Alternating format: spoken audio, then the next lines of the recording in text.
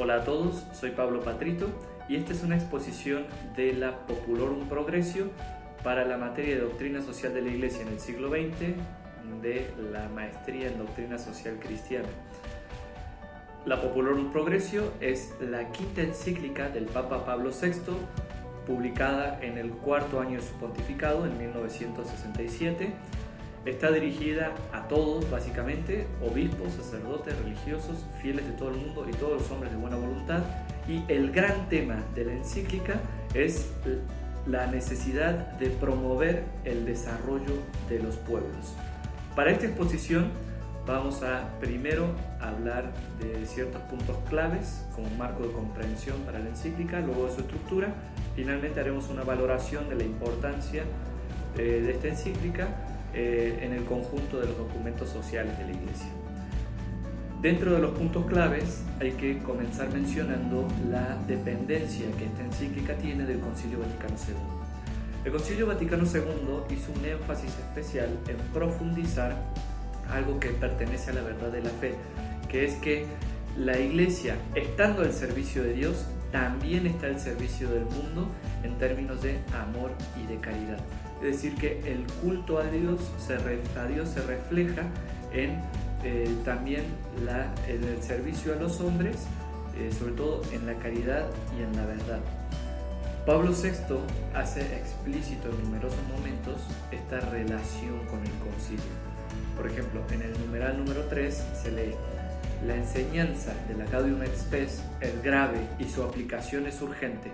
Los pueblos hambrientos interpelan hoy con acento dramático a los pueblos opulentos. Otro punto clave para entender la Populorum Progressio es que es una reinterpretación de la Rerum Novarum. Si con la Rerum Novarum León XIII puso énfasis en la cuestión social, ahora Pablo VI está anunciando que la cuestión social ya no es solamente un asunto local o nacional, sino que su panorama se ha abierto. Se lee en el numeral número 3 y en el numeral número 9 respectivamente. La cuestión social ha tomado una dimensión mundial. Los conflictos sociales se han ampliado hasta tomar las dimensiones del mundo. Además, conviene decir que la encíclica no es una cuestión meramente teórica, sino que es un solemne llamamiento para una acción concreta en favor del desarrollo integral del hombre y del desarrollo solidario de toda la humanidad, como se lee en el parágrafo 5. Hay además dos verdades que señala Benedicto XVI son importantes para comprender la Populorum Progressio. La primera es que toda la Iglesia, con su ser y su obrar, cuando anuncia, celebra y actúa en la caridad, tiende a promover el desarrollo integral del hombre. Esto es clave. La Iglesia tiene un papel público que no se agota solamente en las actividades de asistencia o las actividades de educación, sino que manifiesta toda su propia capacidad de servicio a la promoción del hombre y a la fraternidad universal cuando puede contar con un régimen de libertad.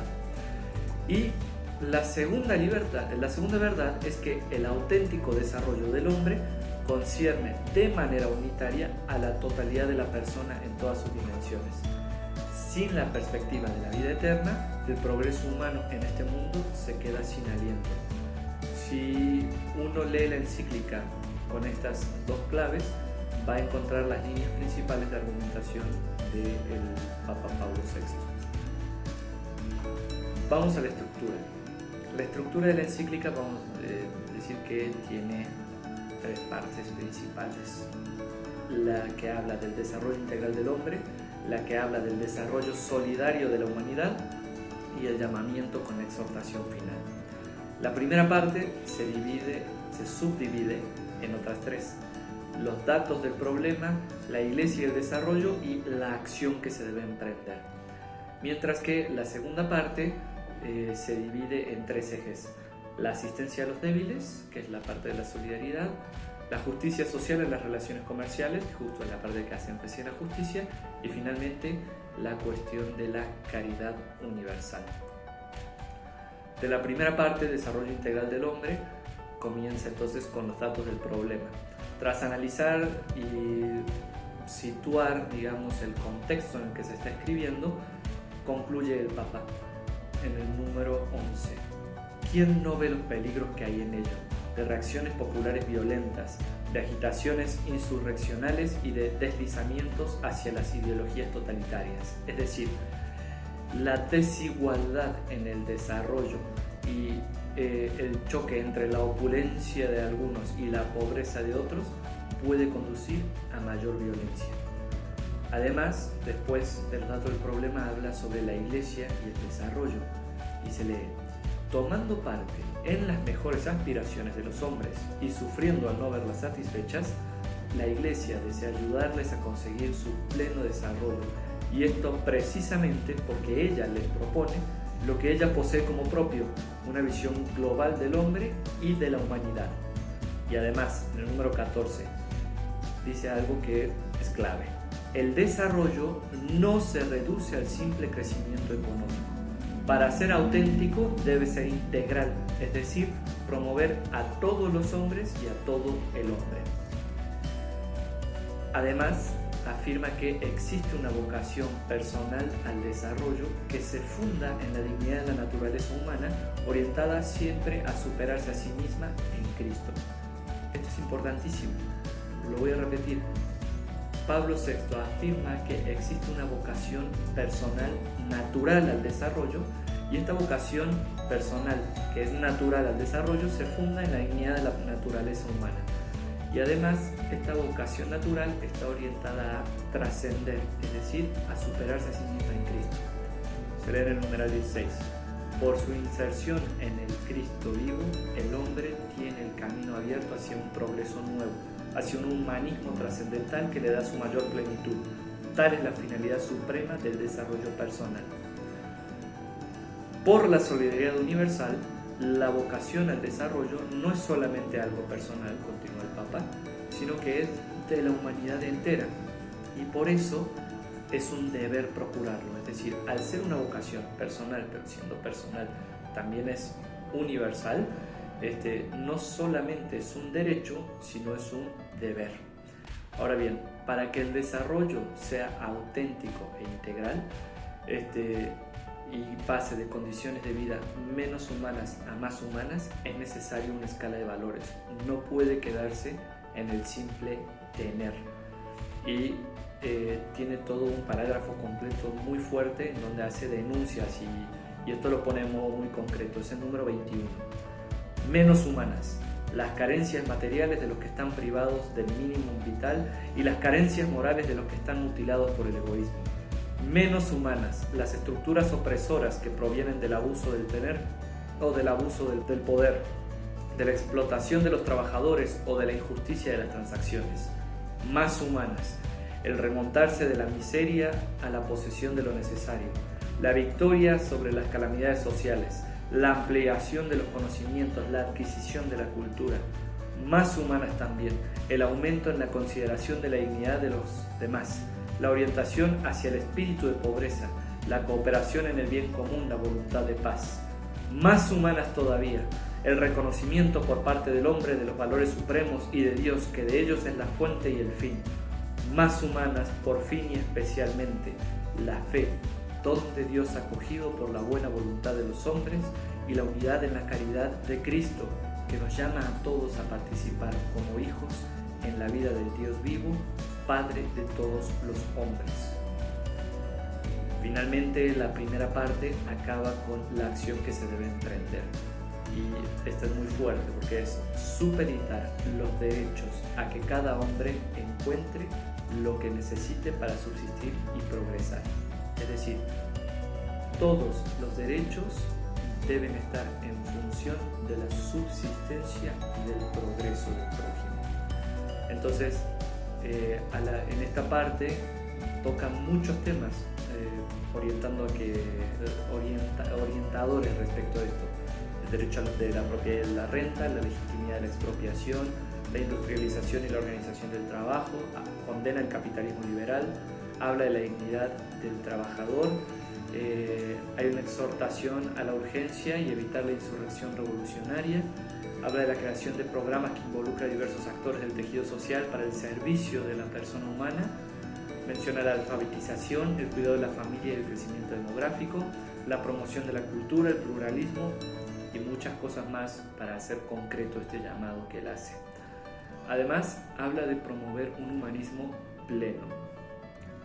El desarrollo integral de todo hombre y de todos los hombres. Eso es para él el humanismo pleno. Un humanismo que está abierto al absoluto en el reconocimiento de una vocación que muestra la verdad sobre la vida humana.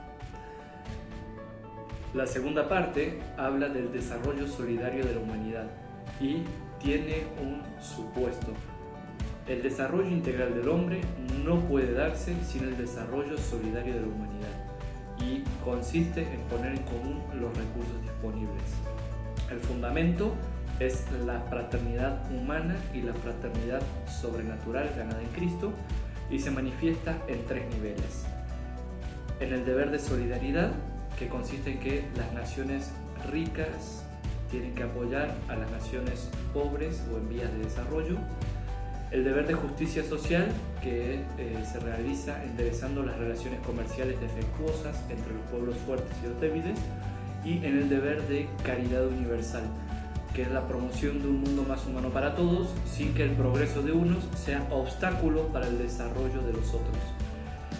Estas tres manifestaciones son las que van a marcar las tres subpartes de esta sección de la encíclica. Entonces, se va hacia el primer supuesto, el tema de la asistencia de los débiles, que corresponde al deber de solidaridad. Se lee en el número 47. No se trata solamente de vencer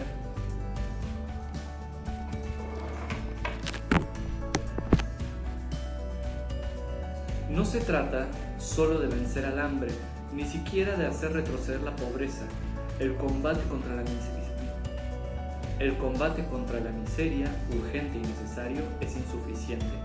Se trata de construir un mundo donde todo hombre, sin excepción de raza, religión o nacionalidad, pueda vivir una vida plenamente humana, emancipado de las servidumbres que le vienen de la parte de los hombres y de una naturaleza insuficientemente dominada. Un mundo donde la libertad no sea una palabra vana y donde el pobre Lázaro pueda sentarse a la misma mesa que el rico. Se lee también el número 48. El deber de solidaridad de las personas es también el de los pueblos.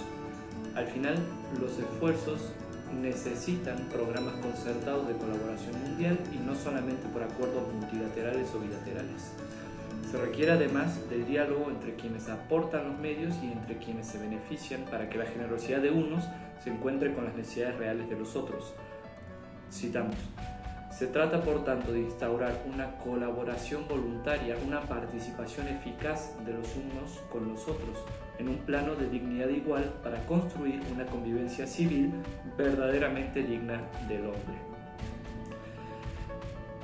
Sigue entonces la parte de la justicia social en las relaciones comerciales, que se corresponde al deber de justicia social ya mencionado, y se va desarrollando que a causa de la desigualdad económica de país a país, la regla del libre cambio no puede seguir rigiendo ella sola las relaciones internacionales. Es por consiguiente el principio fundamental del liberalismo como regla de los intercambios comerciales el que está aquí en litigio, el que se cuestiona. Los contratos internacionales, afirma también, no pueden basarse solamente en la libre concurrencia, tienen que estar sometidos a la justicia social. Se lee: la justicia social exige que el comercio internacional, para ser humano y moral, restablezca entre las partes al menos una cierta igualdad de oportunidades. Otros obstáculos para alcanzar la solidaridad universal son el nacionalismo y el racismo, y al final la meta es la solidaridad mundial, cada día más eficiente, debe permitir a todos los pueblos el llegar a ser por sí mismos artífices de su destino. La tercera sección de la segunda parte, que habla sobre la caridad universal, comienza con una frase muy fuerte: el mundo está enfermo, su mal está menos en la esterilización de los recursos y en su acaparamiento por parte de algunos que en la falta de fraternidad entre los hombres y entre los pueblos. Hay ciertos deberes que se deben cumplir. Para las familias y organizaciones culturales Se debe vivir el deber de hospitalidad proveniente de la solidaridad humana y de la caridad cristiana, particularmente para con jóvenes y trabajadores emigrados. A los que generan negocios en el exterior, industriales, empresarios, etc., está el deber de cuidar el sentido social para que sean los iniciadores del progreso social y de la promoción humana allí donde sus negocios les llaman. A los técnicos enviados en misión de desarrollo está el deber de competencia técnica y amor desinteresado a los países en los que llegan. La caridad universal también implica generar el diálogo entre civilizaciones centrado en el hombre y no en los productos, para que se fomente una verdadera fraternidad promotora de la paz. Y además está todo lo relacionado a la lucha contra el subdesarrollo. Se cita que los individuos, los grupos sociales y las naciones se den fraternalmente la mano, el fuerte ayudando al débil a levantarse, poniendo en ello toda su competencia, su entusiasmo y su amor desinteresado. Más que nadie, el que está animado de una verdadera caridad es ingenioso para descubrir las causas de la miseria, para encontrar los medios para combatirla, para vencerla con intrepidez. Las diferencias económicas, sociales y culturales demasiado grandes entre los pueblos provocan tensiones y discordias y ponen la paz en peligro. Combatir la miseria y luchar contra la injusticia es promover, a la par que el mayor bienestar, el progreso humano y espiritual de todos y por consiguiente el bien común de la humanidad. La paz no se reduce a una ausencia de guerra, fruto del equilibrio siempre precario de las fuerzas. La paz se construye día a día en la instauración de un orden querido por Dios que comporta una justicia más perfecta entre los hombres.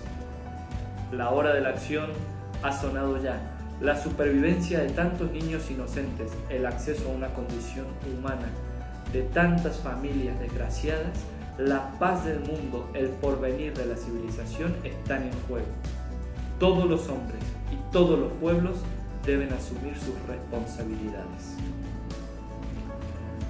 Al final, el Papa hace un llamamiento final, repartiendo, digamos, sus esperanzas y los deberes a que cada uno de los actores puedan ayudar a este progreso al que ha convocado. Se refiere en primer lugar a los católicos, particularmente a los fieles laicos, pero también se dirige hacia los cristianos no católicos, hacia todos los hombres de buena voluntad, a los hombres de Estado y, al final, a los sabios. ¿Qué novedades aporta la encíclica? La Solicitud Rei Socialis nos ayuda señalando algunos. En primer lugar, la Populorum Progressio es una encíclica, es un documento papal sobre una materia que a primera vista es solamente económica social, el tema del desarrollo. Entonces, así como la Rerum Novarum trató sobre la cuestión obrera, ahora se habla de desarrollo y enmarca la problemática del desarrollo dentro de un carácter ético y cultural, mostrando a su vez la legitimidad y la necesidad de la intervención de la Iglesia en este campo. Segunda novedad de la encíclica, amplía el horizonte de la cuestión social a una situación mundial, como se mencionó al inicio. Esto para hacer una valoración moral de esta realidad que interpela la conciencia de los diversos actores sociales. El hecho de que sea algo universal hace que exista una obligación moral de tomarlo en consideración. Es lo que en la encíclica se llama el deber de solidaridad. Además, la novedad está en la forma de concebir el desarrollo como interdependencia universal. Recuerden lo que se expuso, desarrollo como vocación personal, desarrollo como vocación universal, por ende, desarrollo interdependiente, que hace que finalmente eso se convierta en un deber. El verdadero desarrollo no puede consistir en una mera acumulación de riquezas o la mayor disponibilidad de los bienes y de los servicios, si esto se obtiene a costa del subdesarrollo de muchos y sin la debida consideración por la dimensión social, cultural y espiritual del ser humano. Además, está todo el tema que es la frase matadora, vamos a llamarlo así en la encíclica, que es: el desarrollo es el nuevo nombre de la paz. Esto es un aporte para la doctrina social de la Iglesia en su conjunto y en la misma concepción del desarrollo. El desarrollo es una exigencia de la justicia, que a su vez es una condición sine qua non de la paz. Por eso, el verdadero desarrollo Jamás será el que profundice en la desigualdad o en la industria bélica. Para hacer una valoración final de esta encíclica, vale la pena citar la Caritas in Veritate en su número 13. Además de su íntima unión con toda la doctrina social de la Iglesia, la Populorum Progressio enlaza estrechamente con el conjunto de todo el magisterio de Pablo VI y en particular con su magisterio social. Sus enseñanzas sociales fueron de gran relevancia. Reafirmó la importancia imprescindible del Evangelio para la construcción de la sociedad según la libertad y justicia, en la perspectiva ideal e histórica de una civilización animada por el amor. Pablo VI entendió claramente que la cuestión social se había hecho mundial y captó la relación recíproca entre el impulso hacia la unificación de la humanidad y el ideal cristiano de una única familia de los pueblos solidaria en común hermandad. Indicó en el desarrollo humana y cristianamente entendido el corazón del mensaje social cristiano y propuso la caridad cristiana como la principal fuerza al servicio del desarrollo. Movido por el deseo de hacer plenamente visible al hombre contemporáneo el amor de Cristo, Pablo VI afrontó con firmeza cuestiones éticas importantes sin ceder a las debilidades culturales de su tiempo. Muchas gracias a todos por ver este video, espero sea de utilidad. ¡Viva Cristo Rey!